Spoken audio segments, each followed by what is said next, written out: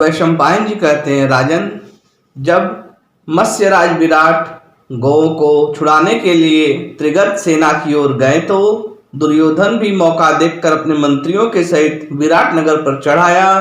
भीष्म, द्रोण, कर्ण, कृप, अश्वत्थामा, शकुनी, दुशासन, विकर्ण, चित्रसेन, दुर्मुख, दुशल और भी अनेकों महारथी दुर्योधन के साथ थे। ये सब कौरव वीर विराट की 60,000 गौओं को हर ले चले। तब ग्वालियों का सरदार रथ पर चढ़कर अत्यंत दीन की तरह रोता बिलखता विराट नगर में आया और वह सीधा राजा के महल के दरवाजे पहुंचा। वहां उसे विराट का पुत्र उत्तर मिला। गोपराज ने उसको सारा समाचार सुना दिया और कहा, आपकी 60,000 गौओं को कौरव हर लिए जा रहे हैं, अतः आप तुरंत ही गौ को छुड़ाने के लिए जाइए। उस समय राजकुमार अंतःपुर में स्त्रियों के बीच बैठा था। जब उस ग्वालिये ने ये बात कही तो अपनी बड़ाई करता हुआ कहने लगा, भाई, आज मैं जिस ओर गौएं गई हैं उधर अवश्य जाऊंगा। मेरा धनुष तो काफी मजबूत है, किंतु किसी ऐसे सारथी की आवश्यकता है जो घोड़े चलाने में बहुत निपुण हो। इस समय मेरी निगाह में ऐसा कोई आदमी नहीं है जो मेरा सारथी बन सके, अतः तुम शीघ्र ही मेरे लिए कोई कुशल सारथी तलाश करो। फिर तो इंद्र जैसे दानवों को भयभीत कर देता है, उसी प्रकार मैं दुर्योधन, भीष्म, कर्ण, कृपाचार्य, द्रोण, अश्वत्थामा, इन सभी महान धनुर्धरों के छक्के छुड़ाकर एक क्षण में ही अपनी गौ को लौटा लाऊंगा। जिस समय वे युद्ध में मेरा पराक्रम देखेंगे उस समय उन्हें यही कहना पड़ेगा कि साक्षात प्रतापुत्र अर्जुन ही तो हमें तंग नहीं कर रहा है। जब राजपुत्र ने स्त्रियों के बीच में बार बार अर्जुन का नाम लिया तो द्रौपदी से रहा न गया।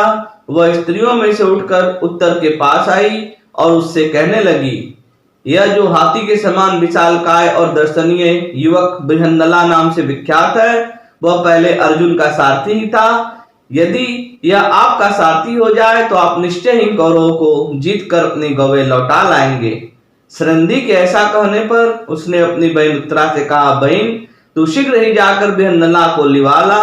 भाई के कहने से उत्तरा तुरंत ही नृत्यशाला में पहुंची। बृहन्नला ने अपनी सखी राजकुमारी उत्तरा को देखकर पूछा, कहो राजकन्या, कैसे आना हुआ?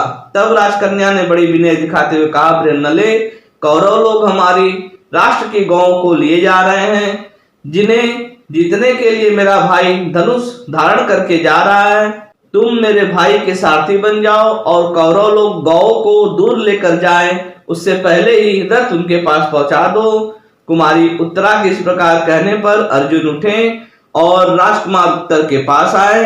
बृहन्नला को दूर ही से आते देखकर राजकुमार ने कहा, बृहन्नले, जिस समय मैं गौ को बचाने के लिए कौरवों के साथ युद्ध करूं उस समय तुम मेरे घोड़े को उसी प्रकार अपने काबू में रखना जिस प्रकार पहले रखते आए हो। मैंने सुना है कि पहले तुम अर्जुन के प्रिय सारथी थे और तुम्हारी सहायता से ही पांडव प्रवर अर्जुन ने सारी पृथ्वी को जीता था। इसके पश्चात उत्तर ने सूर्य के समान चमचमाता हुआ बढ़िया कवच धारण किया और अपने रथ पर सिंह की ध्वजा लगाकर बृहन्नला को सारथी बनाया।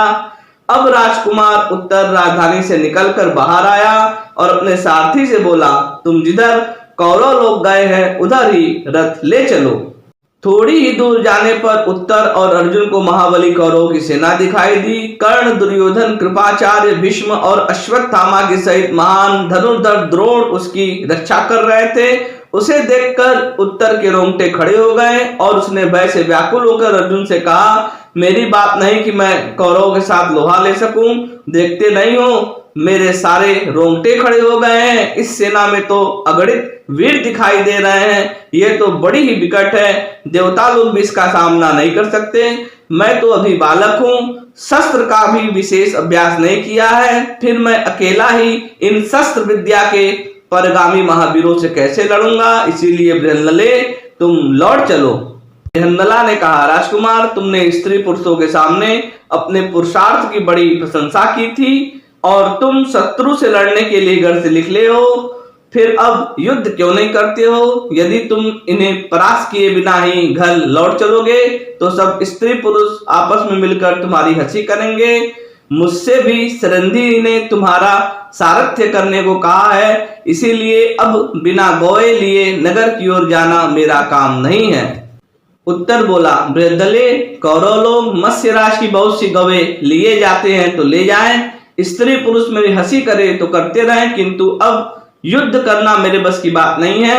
ऐसा कहकर राजकुमार उत्तर रथ से कूद पड़ा और सारी मान मर्यादा को तिलांजलि देकर धनुष बाण फेंक कर भागा। यह देखकर बृहन्नला ने कहा, सूरवीरों की दृष्टि में युद्ध स्थल से भागना क्षत्रियों का धर्म नहीं है। क्षत्रिय के लिए तो युद्ध में मरना ही अच्छा है, डर कर पीठ दिखाना अच्छा नहीं है। ऐसा कहकर कुंती नंदन अर्जुन भी रथ से कूद पड़े और भागते हुए राजकुमार के पीछे दौड़े और बड़ी तेजी से 100 ही कदम पर उसके बाल पकड़ लिए। अर्जुन द्वारा पकड़ लिए जाने पर उत्तर कायरों की तरह दीन होकर रोने लगा और बोला, कल्याणी बृहन्नले, सुनो, तुम जल्द ही रथ लौटा ले चलो। देखो, जिंदगी रहेगी तो अच्छे दिन भी देखने को मिल ही जाएंगे। उत्तर इसी प्रकार घबराकर बहुत अनुनय विनय करता रहा, किंतु अर्जुन हंसते हंसते उसे रथ के पास ले आए और कहने लगे, राजकुमार, यदि शत्रुओं से युद्ध करने की तुम्हारी हिम्मत नहीं है तो तुम लोग घोड़े की राह संभालो, मैं युद्ध करता हूं। तुम इस रथियों की सेना में चले चलो, डरना मत, मैं अपने बाहुबल से तुम्हारी रक्षा करूंगा। और तुम डरते क्यों हो? आखिर हो तो क्षत्रिय के ही बालक, फिर शत्रुओं के सामने आकर घबराना कैसा? देखो, मैं इस दुर्जय सेना में घुसकर कौरवों से लड़ूंगा और तुम्हारी गौएं छुड़ा कर लाऊंगा। तुम जरा मेरे सारथी का काम कर दो। इस प्रकार महावीर अर्जुन ने युद्ध से डरकर भागते हुए उत्तर को समझाया और उसे फिर रथ पर चढ़ा लिया। जय श्री कृष्ण।